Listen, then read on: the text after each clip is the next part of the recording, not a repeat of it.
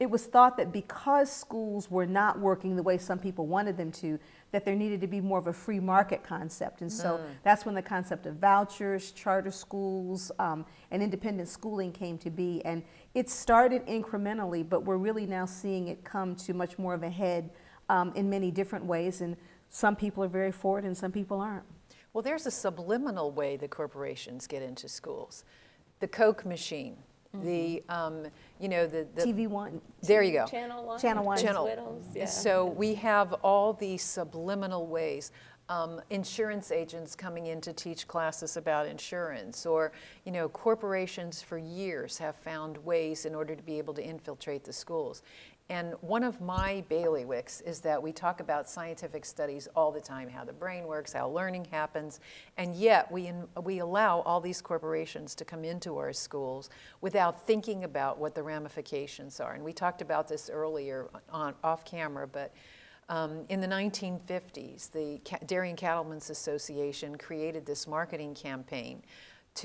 They realized that if you get people to purchase things at a young age, they become lifelong consumers. So let's get into and of course they've been doing this for years in business.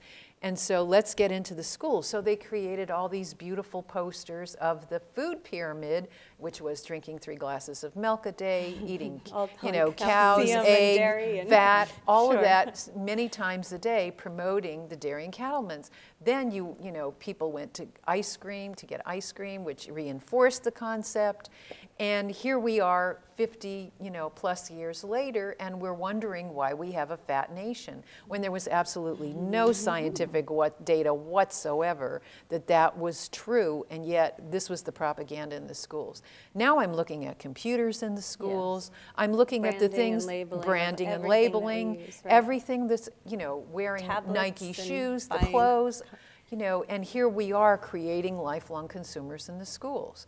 So what is your experience with that, with corporations in the schools? Well, I mean, I think as you point out rightly, they've been involved in education all along in many ways, but it's also been met with considerable resistance. So cash-strapped schools let in all kinds of promotional things and materials so they could have computers, and they could have, and they'll let somebody come in and do kinds of training. And the biggest issues today are online software, selling tablets to schools, selling textbooks. Pearson is like taking over the world in terms of how it's determining what the content of the curriculum is. Selling software that's aligned with content standards, that's aligned with standardized tests, that's aligned with teachers that they pay to train. I mean, the scale of it today is so far beyond anything we could have imagined years ago. Yes. And it's a really big problem in terms of who controls the content of the curriculum, how it undermines teacher professionalism, how it undermines the decisions that we make in our classrooms every day about what kids know and need to know and be able to do. And I think thinking about how corporations have a vested interest, this is a $4 to $6 billion industry. The for-profit motive around charters and vouchers and selling education management packages to school districts around the country is, I think, the downfall of public education as we know it. This has given up education as a public good, making it a private investment that individuals can compete with each other in a lottery to get into these systems. We just closed down 90 schools in New York City, 60 in Chicago, 24 in Philadelphia, because they didn't meet the standardized test scores. And what happens? Education management organizations with their software packages, their trained teachers, through a private company, places like TFA, for-profit, come in and take over these 24 schools. New Orleans is the epicenter of all of this. They closed 138 schools in New Orleans, opened up 26. They're all run by out-of-state for-profit companies, fired every teacher in the state, in the city, and put TFA teachers mostly back in these schools running schools. These are all corporate interests. People are making a ton of money from it. And people always say to me, like, well, what's the issue if it's more effective? It's not. There's plenty of studies to show that these schools are no more effective than public schools, and sometimes much less effective, by the way. And the idea that if other people say, well, what's the big deal if companies make a profit on this? The point is, it's taxpayers' money that's not going in a redistributive way. They're handfuls of schools. They're not solving the broader, the biggest issue we have as a society is inequality in educational funding and in opportunities to learn for kids across this country. We are the most unequal country in terms of opportunities to learn. And privatization makes a market out of that and disenfranchises children even more. And I think that's the impact of corporate involvement in schools. It's not about equity. It's not about redistribution. It's not about improving quality. It's about making money and at the mercy of people who have really no other choices. I mean, this is not to say that we don't need to change and reform public schools, but turning them over to venture capitalists who think they know better about what schools should be is not the solution to our problems. I mean, as an educator for over 20 years, I just always find it amusing that everyone thinks that they can tell teachers how to do their job because everyone's gone to school. You know, and I wouldn't anymore think about going into a dentist's office and telling a dentist, you need to use that tool and that drug on me.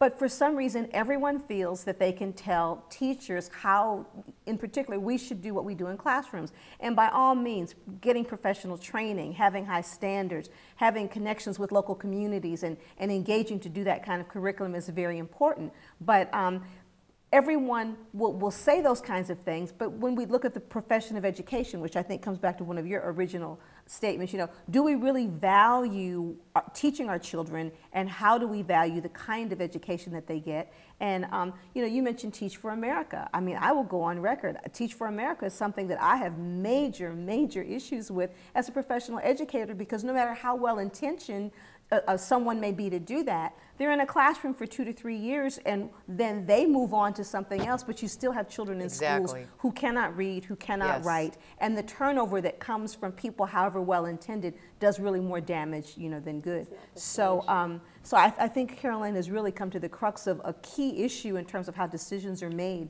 in 2013, and that is, do we really believe what our founding father, Thomas Jefferson, said in terms of having education for all? Or is this something that is really reserved, and certain kinds of education are reserved for certain kinds of people? And I think part of that has to do with our defining what a good education is.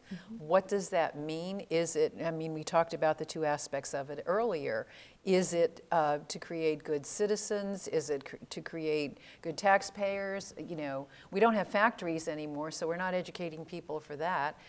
Is it about creativity? Is it about knowledge? Is it about training people for jobs? I mean, everywhere I go, everyone has a different concept of what a good education looks like, and it's part of our failure in our country to fund these schools, because no one can agree on what an education means for their community, for their state, or for the country. But everyone wants to make sure that their child gets a good education. Whatever that means. Whatever that means. Right. Yeah. And does that mean literacy? And frankly speaking, I mean, I teach at the college level, and I'm appalled at what, you know, over 30 years now, what's coming into colleges. I'm teaching people how to write sentences and spelling and, you know, grammar. I mean, this is ridiculous at the college level. Why are we having to do this? And it's because we have created it within the primary schools and the secondary schools. We have watered down the curriculum so much for testing, for the other, you know, all these interests that, you know, what is an education anymore? But I think the point that Patrice was raising is we really have two systems. We have one system for affluent kids who live in the suburbs and affluent communities that is innovative, creative, world-class, vibrant, dynamic, exciting. And then we have another system for poor kids, minority kids, for kids who live in districts that can't raise a lot of money, that is skill-driven, that is test-driven, that is remedial education to get them up to pass a test. And that's the whole focus of their education. And I mean, if we talk about what a good education is, I mean, a good education is one that really blurs the lines between life and learning. The kids come into school every day and they don't think that they only learn between 7:30 in the morning and 2 in the afternoon, that they see an application for everything, that they feel excited about the world they live in, that they care about people that are someplace else in the world, that are in the community that they live in, that they can connect ideas and the content that they're learning to making a difference in the world. And it's also this premise that you cannot have excellence and equity. I mean, that is a fundamental thing that happened in the 1980s, and that people were framing it in such a way that in order to have one, you could not have the other. Right. And I very much disagree with that. Right. That you can have excellence and equity to go hand in hand. They do not have to be mutually exclusive. You have to be able to do that if you want to have a society that is the kind of society, you know, that we say that we want to have. And I mean, you look at something, for example, like the Harlem Children's Zone and what Jeffrey Canada's done in terms of literally taking certain precepts and adapting them to current times. And there are numerous examples of how even in communities, as Carol Ann referred to, where children may be poor or the resources may be less, that you can do that. You wanted to tell us a little bit about a book you had before our time is up here? Very quickly. I've been very involved with the Jefferson City School Center, and there's a wonderful book that has been published called Pride. It is called Pride Overcomes Prejudice, and it's a history of the Jefferson School. And I think a great way for people to learn about the Charlottesville and Virginia, Central Virginia communities in education, specifically for African Americans, would be to get a copy of this book, and it's available at the Jefferson School City Center. Excellent. Well, golly, we just scratched the surface started. here, ladies. My goodness. We did. And you were worried about all the time we had here. You have been watching What Wise Women Want, and we have been talking, scratching the surface on the history of education and its impact on our culture. Today we have, our panelists have been Carol Ann Spreen, Associate Professor, UVA Corporate Education Policy, Patrice Grimes, Associate Professor, UVA Curriculum and Instruction, and Pamela Tucker, UVA Professor of Educational Leadership. And all three professors are from the Curry School of Education at the University of Virginia. And ladies, you know, I really appreciate this conversation and all of your expertise in this area. And I hope you'll come back again, because we really have just scratched the surface in terms of learning about education. And if you'd like more information about this topic or the ladies, you may go to our website or future topics at www.whatwisewomenwant.com. And remember, Wize is spelled with a Z. That's www.whatwisewomenwant.com. And you can find out what's happening on our next program. And you can communicate with any of these ladies because their information is up on the website. So I want to thank you very much for joining us, and come again next week when we will have topics of interest to you and hopefully make your world a better world. Thank you.